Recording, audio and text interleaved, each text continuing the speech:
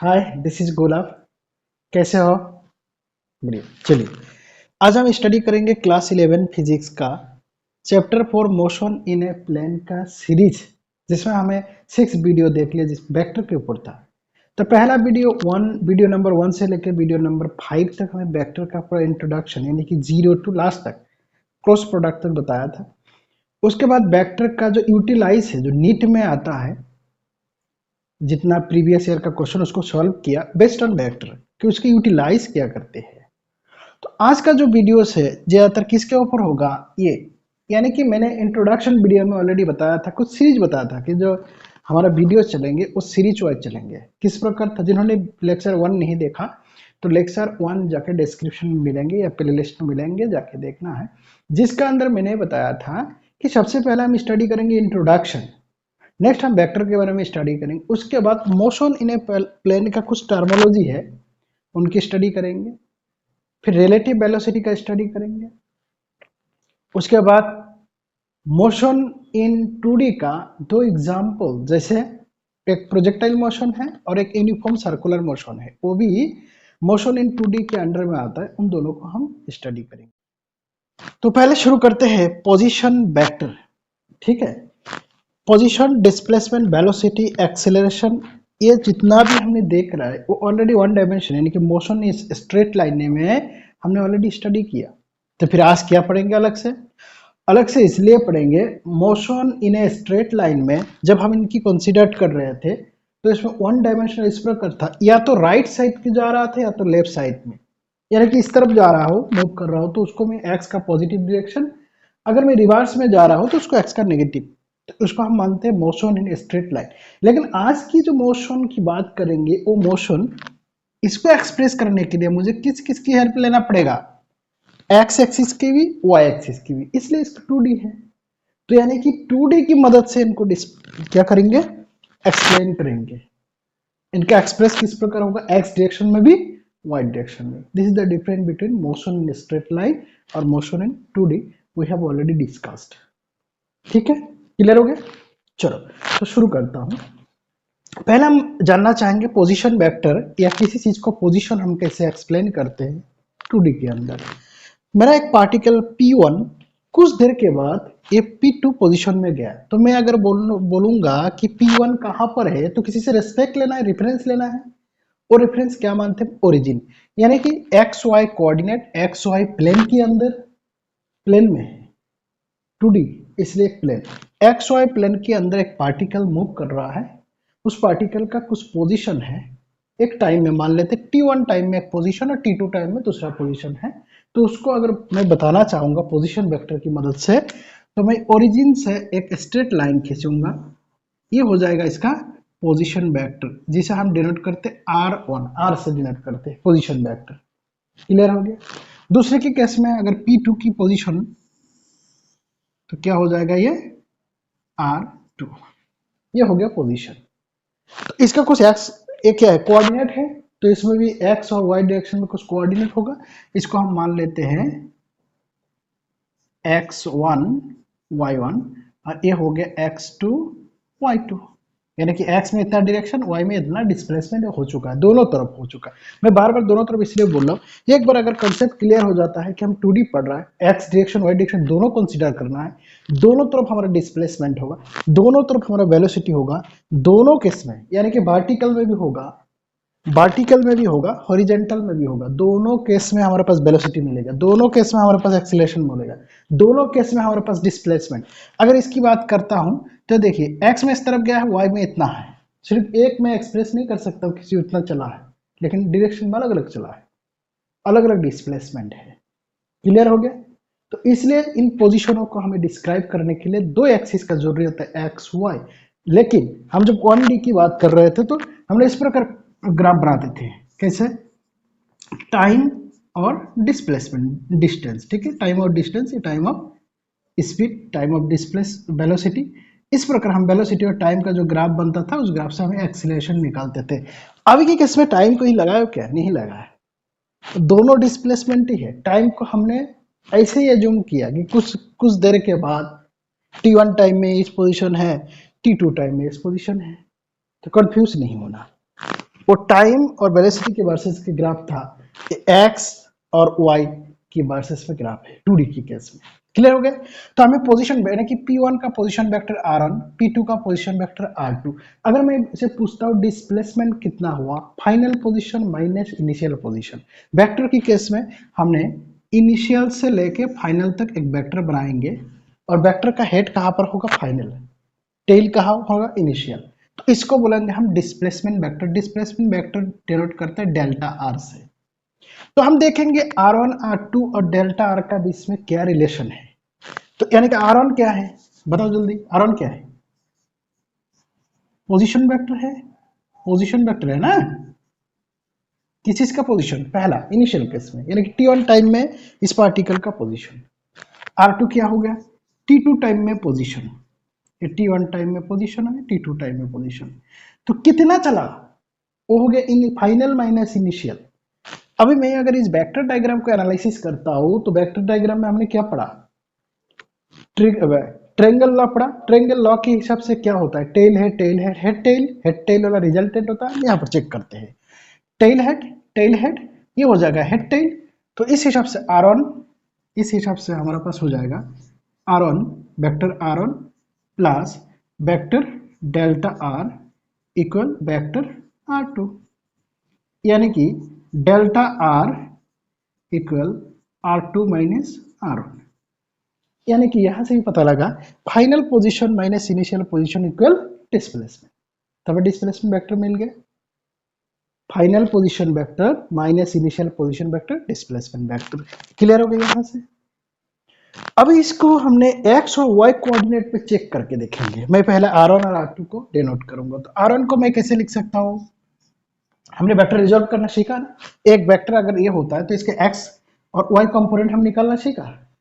क्या है, x into आई cap, Y into जे cap, इसका कोऑर्डिनेट। तो इसका कोऑर्डिनेट x में कितना है, x1 है, यानी कि x1 इंटू आई कैप प्लस y1 इंटू जे कैप, खत्म। R1। R2 की केस में क्या है, ये दोनों वेक्टर है, x2 आई कैप प्लस y2 जे कैप। अभी मैं अगर डेल्टा आर का बोलूंगा तो डेल्टा आर का क्या हो जाएगा, इससे इसको माइनस करेंगे, तो इससे इसको माइनस करेंगे का मतलब होता है x2 माइनस x1 इंटू आई cap plus y2 minus y1 into जे कैप। क्लियर हो गया, दोनों कंफ्यूज तो नहीं? इन दोनों को हम क्या लिख सकते हैं, डेल्टा x मतलब चेंज इन x, x में कितना चेंज होगा इंटू आई cap plus delta y into जे कैप। ये हमारा मिल गया क्या, जो एक नंबर इक्वेशन है हमारे मिल गया डिस्प्लेसमेंट। यानी कि हमने क्या क्या सीखा, पोजीशन वेक्टर, डिस्प्लेसमेंट वेक्टर। अभी हम देखेंगे वेलोसिटी। वेलोसिटी का डेफिनेशन हम शुरुआत से यही पढ़ के आ रहा है, चेंज इन डिस्प्लेसमेंट यानी कि डिस्प्लेसमेंट डिवाइडेड बाय टाइम। तो हमारे पास अगर मैं वेलोसिटी की बात करूंगा, एक नंबर का खत्म हो गया, दो नंबर का हमने स्टडी कर लिया, अभी हम स्टडी करेंगे तीन नंबर है, थ्री नंबर। किसको पढ़ेंगे, वेलोसिटी। जब भी हम वेलोसिटी की बात करते हैं तो वेलोसिटी दो टाइप का है, एक एवरेज वेलोसिटी और एक एक्सीलरेशन। तो मैं पहला एवरेज वेलोसिटी की बात करता हूं। अगर एवरेज वेलोसिटी का डेफिनेशन हम बोलूंगा तो डेफिनेशन में क्या है, डिस्प्लेसमेंट डिवाइडेड बाय टाइम, बस displacement divided by time, change in time. Displacement कब होगा, जब टाइम होगा ना, टाइम चेंज होगा। जैसे यहाँ पर, यहां से लेके यहां तक कुछ टाइम लगा, उस टाइम कुछ टाइम लगा तो भी तो डिस्प्लेसमेंट हो पाया। यानी कि डिस्प्लेसमेंट डिवाइडेड बाय टाइम। मान लेते हैं यहाँ पर T1 टाइम, यहाँ से लेकर कोई से भी स्टार्ट हुआ, इनिशियल से स्टार्ट हुआ, हमने T1 टाइम में इसका मेजर कर लिया, P1 था, और T2 टाइम में क्या है, P2 है। तो मेरा डिस्प्ले चेंज इन टाइम कितना होगा, T2 माइनस T1, और change in P2 minus P1। तो इस केस में डिस्प्लेसमेंट कितना आ रहा है, डेल्टा आर है, यानी कि delta r divided by delta time, change in time है, यानी कि T2 माइनस T1 है। क्लियर हो गया? ये हमारा क्या निकला, ये क्या निकला, डिस्प्लेसमेंट टाइम एवरेज वेलोसिटी। तो इस एवरेज वेलोसिटी को हम डिनोट करते हैं डी एवरेज से। ये भी एक वेक्टर है, ये वेक्टर है, ठीक है, ये वाला भी। अभी डेल्टा आर बाई टाइम मैं अगर कंपोनेंट में डिवाइड करना चाहूंगा तो delta x by t, delta y by t, ये क्या बनेगा, delta x by delta t into I cap plus delta y by delta t into j cap. Clear हो गया। अभी हम देखेंगे इंस्टेंटेनियस वेलोसिटी ये क्या होता है। ऑलरेडी वन डायमेंशन में हम बारीकी से हमने स्टडी किया, इसलिए हम इतना गहराई से जस्ट यहाँ पर एक ये इंफॉर्मेशन देना है, ये इंफॉर्मेशन मिलता है इस चैप्टर से कि हम 2D की बात कर रहा है, यानी कि ये वाला ये जो फॉर्म है, ये दोनों अलग अलग। ये देखो ये इसमें क्या है, टाइम सेम है, टाइम सेम है लेकिन दोनों का अलग अलग डायरेक्शन में करवाए हो रहा है। ये अगर इस वेलोसिटी की बात कर रहा हूं तो इंडिपेंडेंट वेलोसिटी, यानी कि वेलोसिटी के एक्स डिस्प्लेसमेंट एक्स डायरेक्शन का वेलोसिटी है, और ये वेलोसिटी क्या है, वाई डायरेक्शन का वेलोसिटी। अगर इसकी हम बात कर रहा हूं तो इसमें इस वेलोसिटी को मैं दो ही जगह डिवाइड कर सकता हूं, कि वर्टिकल में भी हो रहा है और हॉरिजॉन्टल भी हो रहा है और वर्टिकल में भी हो रहा है, लेकिन दोनों का टाइम सेम है। ये एक मेन बात है इसमें, क्या साइमल्टेनियस हो रहा है। जो भी हम वेलोसिटी की बात करेंगे, एक्सीलरेशन की बात करेंगे या डिस्प्लेसमेंट की बात करते हैं, हमेशा एक चीज इसमें सेम रहता है कि सेम टाइम में हो रहा है। क्लियर हो गया? ओके। अभी हम इंस्टेंटेनियस की बात करेंगे, तो नोट डाउन कर लो। इंस्टेंटेनियस के लिए हम ऊपर का पोजीशन को मिटा देंगे, नहीं तो दाएं साइड में, ठीक है, नोट करो। अभी हम देखेंगे एवरेज इंस्टेंटेनियस। इंस्टेंटेनियस का मतलब होता है किसी भी समय इस टाइम पर, जस्ट इस टाइम पर इसका वेलोसिटी कितना है। हमने ऑलरेडी देखा वेलोसिटी निकालने के लिए displacement divided by time, range of time देना पड़ा, डेल्टा टी है। तो हम इस डेल्टा टी को इतना छोटा मानेंगे टेंस टू जीरो, जिसको बोलता है लिमिट टेंस टू जीरो, यानी कि इसी को अगर लिमिट टेंस टू बनाएंगे तो हमारा हो जाएगा इंस्टेंटेनियस वेलोसिटी। ठीक है,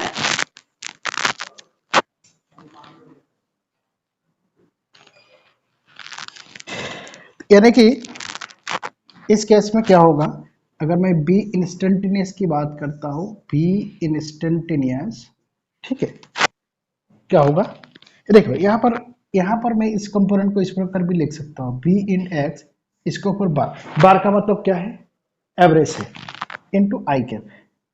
अच्छा, इस बार का मतलब ये नहीं है, ये वेक्टर नहीं है, मैं वेक्टर सिंबल नहीं दिया, एवरेज वेक्टर तो ये डिनोट करेगा ना आई कैप से, प्लस वेलोसिटी वाई इंटू जे कैप, एवरेज वेलोसिटी। तो दो वेलोसिटी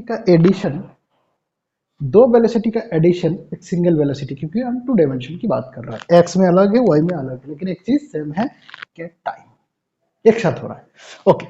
अब इंस्टेंटेनियस, जब भी इंस्टेंटेनियस की बात करेंगे, यानी कि कोई बंदा चाह रहा है, दौड़ के जा रहा है, मैं अगर हाई बोल दिया, उस टाइम में उसका वेलोसिटी कितना है, high, at that particular time, that means time span is very small, hence we use delta t tends to 0।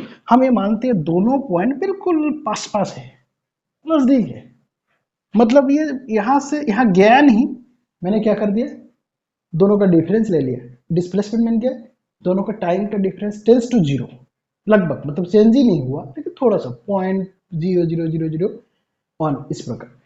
तो उस चेंजमेंट को हम बोलते हैं इंस्टेंटेनियस वेलोसिटी। अब इंस्टेंटेनियस वेलोसिटी यानी कि डेल्ट लिमिट हम क्या लगाना है, limit delta t tends to zero, delta t tends to zero, delta r divided by delta t. इसी को हम दूसरे फॉर्म में लिखते हैं d r by D T, यानी कि derivative of displacement with respect to time, उसी को हम बोलते हैं इंस्टेंटेनियस वेलोसिटी।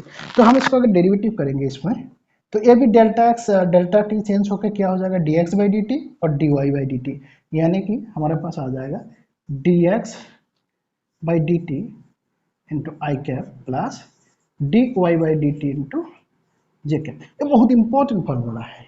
जब भी हम वेलोसिटी निकालेंगे, अगर एवरेज नहीं दिया रहेगा तो हम कौन सा वेलोसिटी निकालेंगे, instantaneous velocity. Otherwise if it is told that find out the average velocity, then we will use this formula. Clear हो गया? तो ये एक कौन सा हो गया, एक्स का है, तो इसको हम क्या लिख सकते हैं, बी एक्स आई, यानी कि instantaneous velocity in x direction plus instantaneous velocity in Y direction j cap. ये हो गया इंस्टेंटेनियस वेलोसिटी। तो वेलोसिटी में किसी को कोई डाउट, मुझे नहीं लगता है कोई डाउट। अभी हम देखेंगे इसका डायरेक्शन कहां पर है। डिस्प्लेसमेंट का डायरेक्शन हमको पता लग गया, ये डायरेक्शन है डिस्प्लेसमेंट का, तो वेलोसिटी का डायरेक्शन किस तरफ है, तो वेलोसिटी का डायरेक्शन डिस्प्लेसमेंट का डायरेक्शन की तरफ ही होगा। लेकिन एवरेज वेलोसिटी की, ठीक है, क्योंकि एवरेज वेलोसिटी हमारा कैसा आया, delta R by delta T का कोई डायरेक्शन है नहीं, तो डेल्टा आर का जो डायरेक्शन है और वेलोसिटी एवरेज वेलोसिटी का डायरेक्शन सेम है। लेकिन अब जब इंस्टेंटेनियस की बात करेंगे तो उस केस में अगर मैं दोनों पॉइंट को नजदीक ले आऊं, बिल्कुल यही पॉइंट, तो मेरा इस पॉइंट में डेल्टा आर कैसा होगा, ये डेल्टा आर होगा, मान लेते यहाँ पर है, तो डेल्टा आर कैसा होगा, ऐसा। तो इसको जैसे डेल्टा आर को मैं छोटा कर देता हूं, यानी कि यहाँ पर एक ही पॉइंट में मेरा क्या होगा, क्या होगा, डिस्प्लेसमेंट, और वो डिस्प्लेसमेंट का जो डायरेक्शन है वो होगा टेंजेंशियल, यानी कि इस पॉइंट में अगर मैं टेंजेंट खींचता हूँ ये डायरेक्शन होगा, और वही होगा इंस्टेंटेनियस वेलोसिटी का। तो मैं अगर इस पोजीशन में वेलोसिटी की डायरेक्शन की बात करता हूँ ए, इस पोजीशन में होगा ए, इस पोजीशन में होगा ए, यानी कि वहां पर मैं अगर टेंजेंट खींच दिया, that is the direction of instantaneous velocity.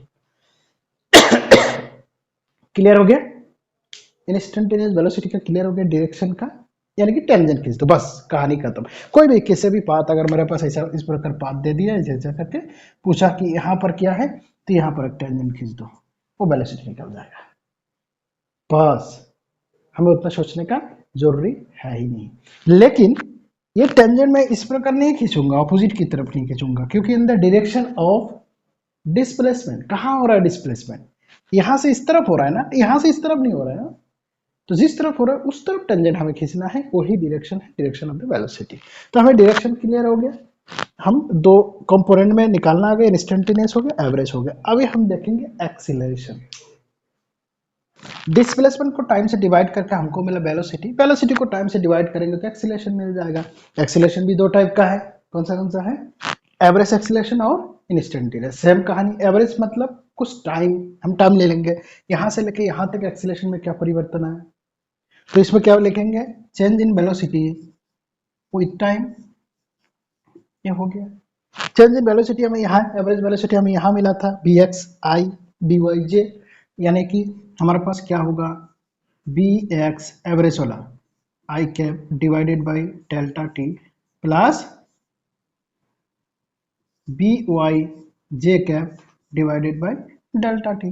तो यानी कि average acceleration X direction into I cap plus average in Y direction into J cap, ये एवरेज है।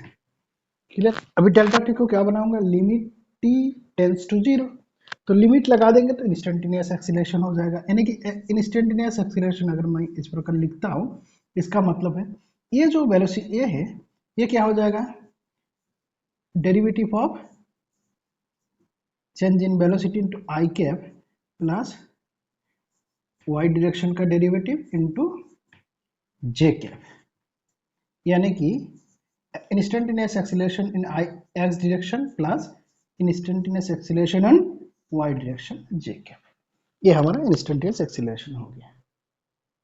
ठीक है, कॉन्सेप्ट सेम है, सिर्फ एक्स वाई की कमाल है।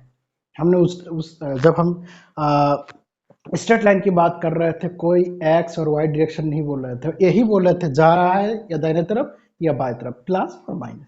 लेकिन यहाँ पर एक्स वाई कर रहे हैं, इसीलिए हमें थोड़ा कंफ्यूज हो रहा है। एक बार समराइज करता हूँ। सबसे पहले हमने स्टडी किया था पोजीशन, यानी कि यहाँ से लेके ये वेक्टर पोजीशन, यहाँ से लेके ये वेक्टर पोजीशन, अगर ये और आ जाए इस जगह पर तो यहाँ से लेके वेक्टर। डिस्प्लेसमेंट, दो पोजीशन का बीच में डिफरेंस, यानी कि initial to final, that is a displacement. इसे डिस्प्लेसमेंट करने के लिए कुछ टाइम लगा, अगर वो टाइम ज्यादा है तो उसको उस डिस्प्लेसमेंट डिवाइडेड बाय वो टाइम होता है एवरेज वेलोसिटी। अगर टाइम स्पेंड कम है, टेंड्स टू जीरो है, इंस्टेंटेनियस वेलोसिटी। इतना हमने पढ़ा। उसके बाद सेम एक्सीलरेशन क्या है, change in velocity, velocity divided by time. तो अगर मैं एवरेज मान लेता हूं तो ऐसा केस में ये जो एक्सीलरेशन आ रहा था एवरेज एक्सीलरेशन आ रहा, और दूसरा हमारा कौन सा एक्सीलरेशन है, ये एवरेज एक्सीलरेशन है। ठीक है, एवरेज, ये एवरेज वाला है, और दूसरा हमारा कौन सा, इंस्टेंटेनियस एक्सीलरेशन आया।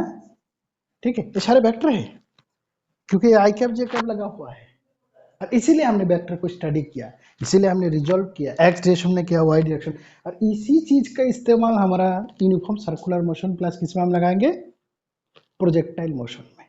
जब हम प्रोजेक्टाइल मोशन या रिलेटिव वेलोसिटी का जब स्टडी करेंगे तो ये एक्स वाई को जो रिजॉल्व है, रिजोल्यूशन है, बहुत ही कमाल का काम में आता है, इसीलिए हमने इस तरह से सीखते हैं। तो यहाँ पर मेरे को लगता है पूरा क्लियर हो गया है। अभी हम देखेंगे एक्सीलरेशन, जो एक्सीलरेशन निकला उसकी क्या होगा। हमें याद होगा जब हम ऑन डायमेंशनल स्टडी कर रहे थे motion in a straight line, उस केस में या तो एक्सीलरेशन का जो डायरेक्शन था वेलोसिटी के साथ हो रहा था, उसको एक्सीलरेशन बोलते थे, या ऑपोजिट टू द वेलोसिटी जिसको बोलते थे डी एक्सीलरेशन।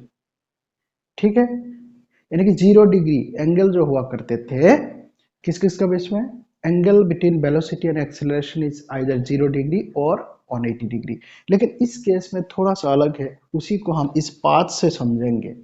ठीक है, तो इसको पोस्ट करके नोट डाउन कर दो पूरा, क्योंकि इसको मिटा के मैं बताऊंगा की मदद से हम समझेंगे। ये ग्राफ किस चीज का, ये जो पाथ दिखा रहा है पार्टिकल का पाथ है। तो पार्टिकल का पाथ में हम जब वेलोसिटी का डायरेक्शन की बात करते हैं तो कैसे निकालते हैं, पार्टिकल अगर इस पोजीशन में है और इस पोजीशन में, दोनों पोजीशन में हम चेक करेंगे।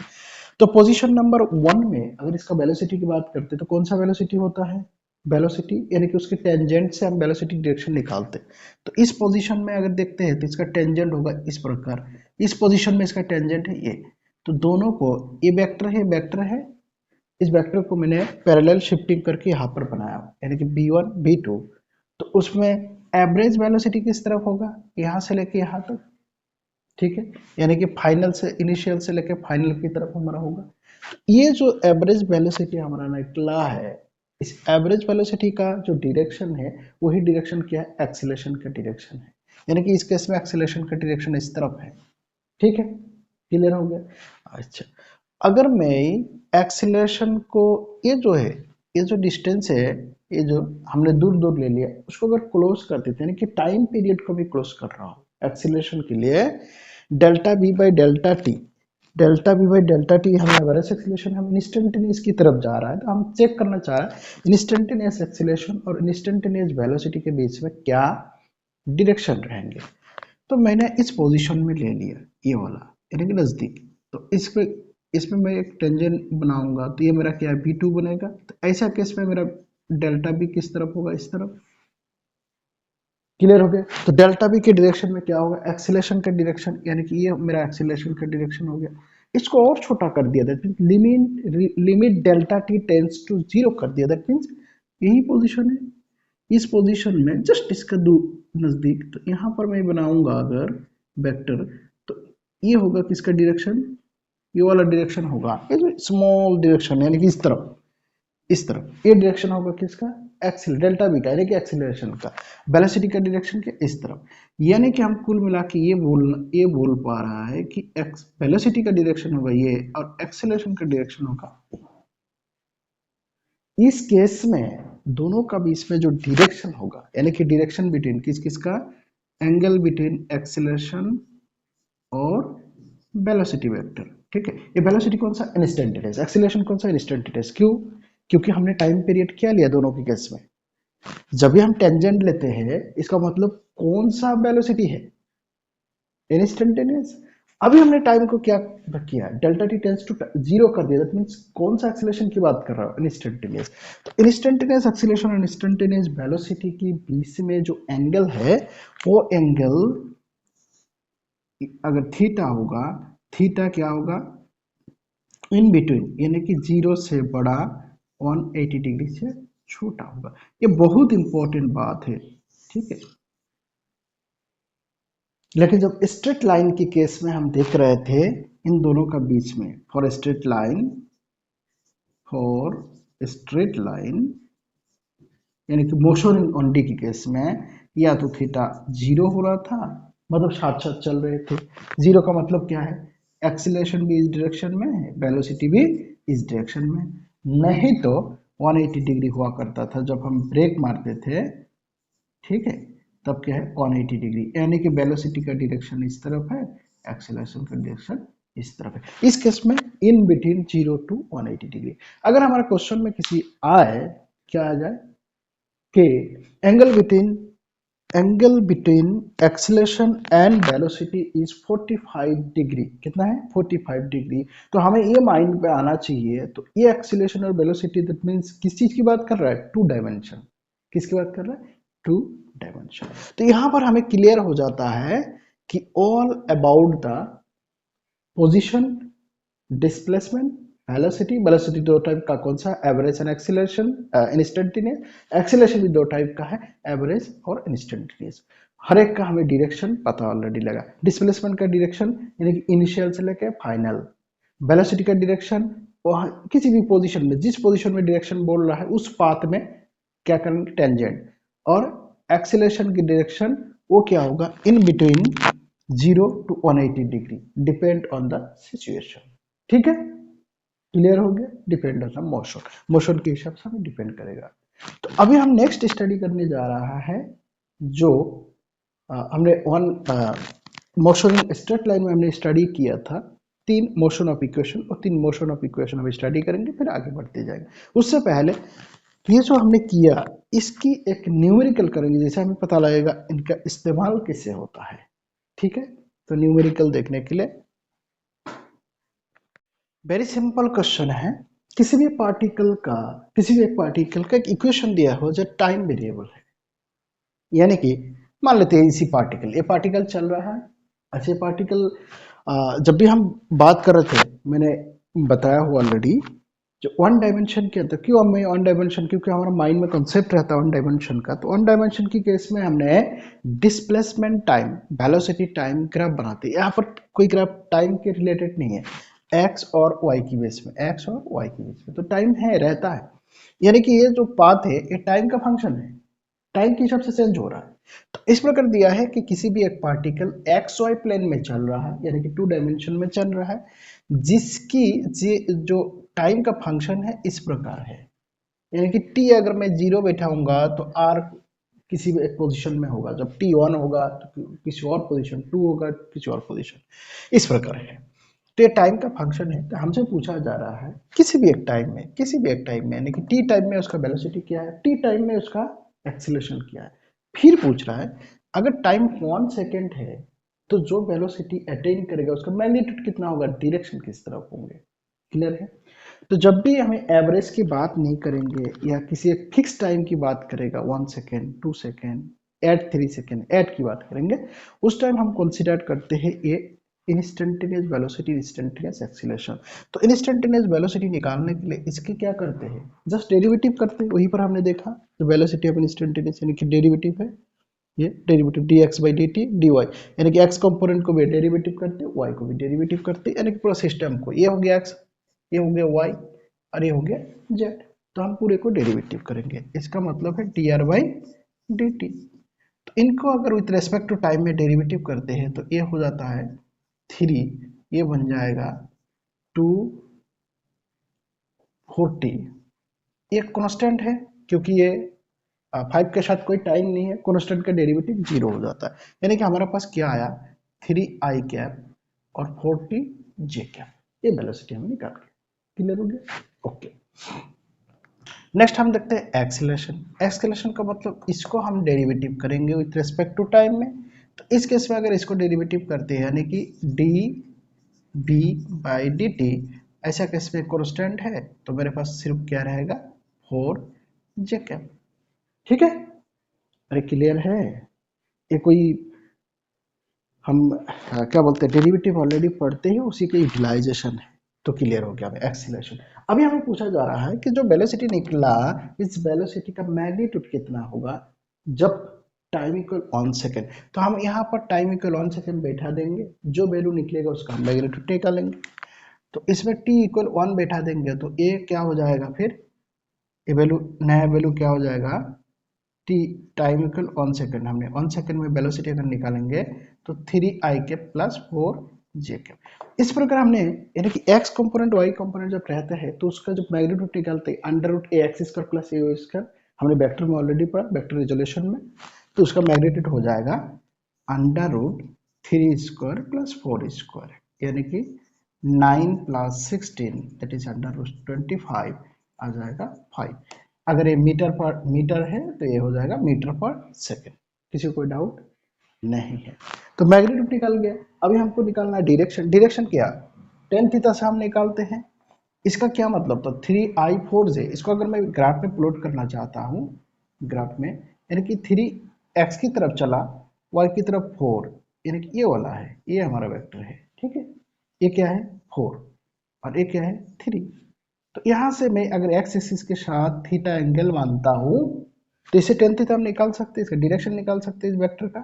ये कौन सा वेक्टर आ गया, वेलोसिटी वेक्टर ना ये वाला। तो इस वेलोसिटी वेक्टर का अगर मैं डायरेक्शन निकालना चाहता हूं तो डायरेक्शन हो जाएगा टेन थीटा इक्वल 4/3, यानी कि theta equal 10 inverse 4/3। This is the answer. तो हमें क्या मैग्नीट्यूड भी निकल गया और डायरेक्शन भी निकल गया। This is all about. इस प्रकार क्वेश्चन हमें आता है और हम आसानी से इनकी इस्तेमाल करके करेंगे, है कुछ भी नहीं, सिर्फ वेक्टर का खेल है।